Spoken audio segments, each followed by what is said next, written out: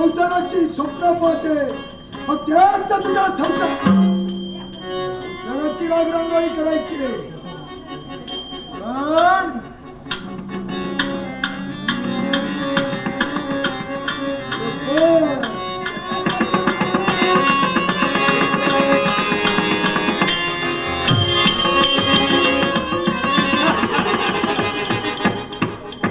माझ्या म्हणण्याला नकार दिला, पण त्या सत्यकामशी प्रेमाचे चाळे केलेस. पण मी तुला प्रथमच म्हणालो होतो, ब्रह्मसंबंध स्वतःची इच्छा पूर्ण करण्यासाठी मी कोणत्याही घराला जाऊ शकतो, आणि त्यात माझ्या कर्तव्याची मी पहिली पायरी चढतोय.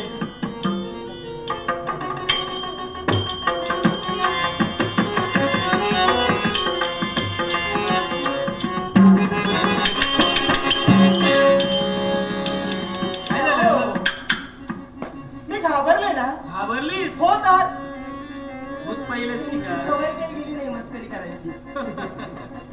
काय हसताय? अगं क्षणभर मी घाबरले. या महालात एकटीच होते, आपण तर बाहेर गेला होता. क्षणभर घाबरलीस ना? नाही तर क्षण गेला आता. बस बस. काय ग, तू म्हणत होतीस जाऊ नका, थांबा. पण स्वामी, हा? तुम्हाला तुमचं कर्तव्य श्रेष्ठ होतं ना.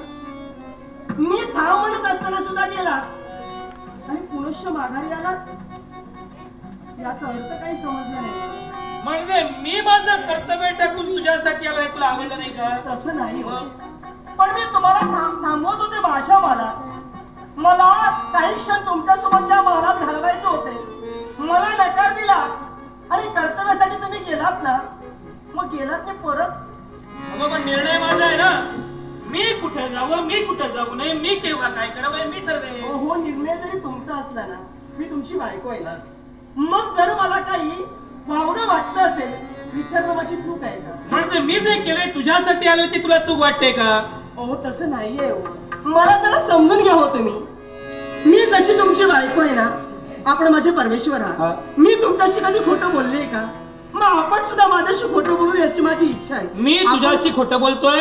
आपण गेला होता ना, मग जात होतो मार्गात, मी माझ्या मनाला विचार केला, काय? एका स्त्रीच्या इच्छेचा अनादर करून मी जातोय, आणि म्हणून मी माझी पावलं पुन्हा तुझ्या महालात वळवली. यात तुला माझी चूक वाटते का? नाही, मग मला कळतंय. क्षणभर तुम्हाला वाटलं माझी इच्छा अपूर्ण राहते. हा. माझ्या मनाला वाईट वाटेल, मला राग येईल, म्हणून माझ्यासाठी पुनश्च स्वकर्तव्य बाजूला ठेवला, ते माझ्या महालात आला. नक्की. फार छान केला. मन माझा समाधानी झालं. पण एक विचारू, राग येणार नाही ना? विचार.